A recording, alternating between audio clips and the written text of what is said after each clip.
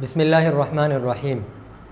حضرت عمر رضی اللہ تعالی عنہ نے جو حکمرانی کی اور مسلمانوں کی جو امارت اور مسلمانوں کی جو ذمہ داری انہوں نے اپنے 10 سالہ دور میں اٹھائی، اس کی مثال دنیا میں کہیں بھی نہیں ملتی۔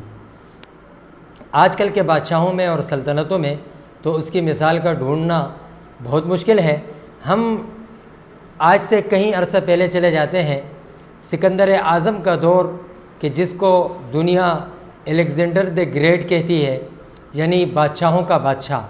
یہ مقدونیہ کا شہزادہ تھا۔ 20 سال کی عمر میں اسے تخت پیش کر دیا گیا۔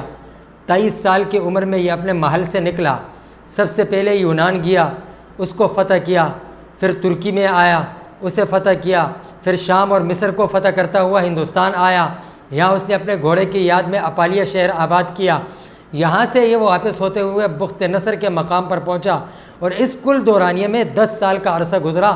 اس نے 17 لاکھ مربع میل کا علاقہ فتح کیا، تو اس کی قوم نے اسے سکندر اعظم یعنی بادشاہوں کا بادشاہ کہا۔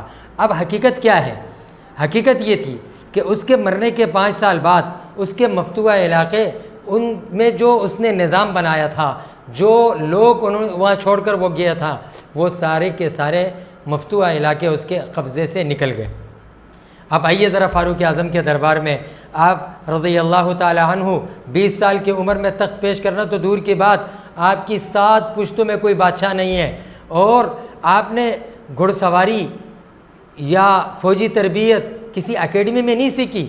سکندر اعظم کا استاذ ارسطو تھا، اس کو فوجی چھاؤنی ملی، اس کو ایک محل ملا، اس کو فوج کی ایک تربیت گاہ ملی، لیکن حضرت فاروق اعظم رضی اللہ تعالی عنہ ان تمام چیزوں سے دور ہونے کے باوجود 20 سال کی عمر میں عرب میں اونٹ چراتے رہے۔ لیکن جب اللہ تبارک و تعالیٰ نے انہیں مسلمانوں کی امارت کی ذمہ داری عطا کی، 10 سال کے عرصے میں 22.5 لاکھ مربع میل پر انہوں نے حکمرانی فرمائی، اور صرف حکمرانی نہیں فرمائی بلکہ پورا ایک نظام ترتیب دیا۔ اور صرف وہ نظام وقتی طور پر ترتیب نہیں دیا، بلکہ آج کہیں صدیاں گزرنے کے بعد بھی جو علاقے عمر فاروق رضی اللہ تعالی عنہ نے فتح کیے، آج بھی وہ نظام وہاں قائم ہے، اور وہاں کے قائم کردہ نظام، وہاں قائم شدہ نظام سے غیروں نے، دشمنوں نے اور غیر مسلموں نے نقالی کر کر، اور حضرت عمر رضی اللہ تعالی عنہ کے ان منشور اور ان قوانین کی نقالی کر کر اس کو اپنے ملک میں رائج کیا۔